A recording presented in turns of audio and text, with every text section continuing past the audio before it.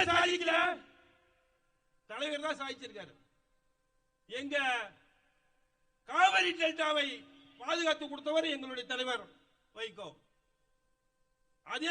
அதே போலவே நிலக்கரி நிறுவனத்தை அண்ணன் செந்தில் சொன்னார் தலைவரிடத்தில் தனியார் மயம் ஆக்க போறாங்க, அதையும் தடுத்து நிறுத்தினார். இந்த நீட்டினோ திட்டத்தை 1700 கோடி ரூபாய், இது மோடி அவர்களுடைய கனவு திட்டம்.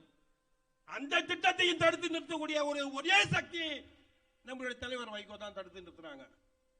அதே போலவே 24 ஆண்டுகளுக்கு முன்பாக தூத்துக்குடி சேட்டட் ஆலையை மூட வேண்டும் என்று பல கட்ட போராட்டம் நடத்தி சட்ட போராட்டத்திலே இன்றைக்கு நிறுத்தி வைக்கக்கூடிய ஒரு தனி பிறவி எங்களுடைய தலைவர் வைகோ அவர்கள். அவர் இல்ல 13 பேரை சுட்டு கொன்னார். முதலமைச்சரை கேட்டா சுட்டதே எனக்கு தெரியாது அப்படிங்கிறார். டிவியில பார்த்தா தான் தெரியுங்கிறார். நாங்களாம் செத்தாதான் உங்களுக்கு தெரியுமா? எங்களுக்கு ஒரு தலைவர் இருக்கிறார் தெரியுமில்ல? அவருடைய காலம் தான் நம்ம வருகின்ற காலம். நம்ம சிறப்பா எல்லாரும் நான் என்னவோ நினைச்சேன், ஆனா திட்டமிட்டு காசு பணத்துக்கு அடிப்படையாமல் மறுமலர்ச்சி திராவிட முன்னேற்ற கழகத்தை தூக்கி நிறுத்த வேண்டும் என்பதற்காக வருகை தந்திருக்கின்ற கழக தோழர்களே, நாம் இருக்கின்ற இடம் சரியான இடத்துல இருக்கிறோம், நல்ல தலைவர்கிட்ட இருக்கிறோம், நேர்மையான தலைவர்கிட்ட இருக்கிறோம்.